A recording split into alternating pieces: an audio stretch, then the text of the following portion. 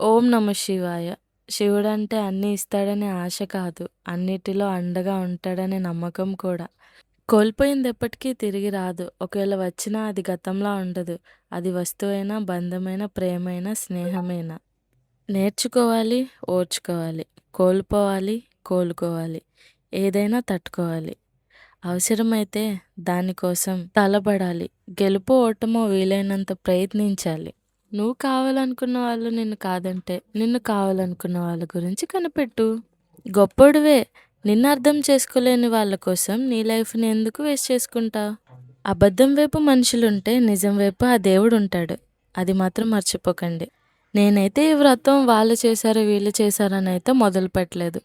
ఒక మంచి సంకల్పంతో స్టార్ట్ చేశాను. అలాగే పూర్తవ్వాలని కోరుకుంటున్నాను. అంతా దేవుడి పైన భారమేసి ఉంచుతున్నా. చాలామంది అనుకుంటారు, అనుకోవడమేంటి చూశాను కూడా.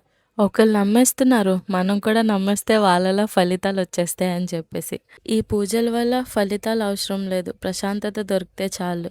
అంతా పైవాడే చూసుకుంటాడు. మనకేం కావాలో ఆయనకి తెలీదా ఇవ్వడం చెప్పండి?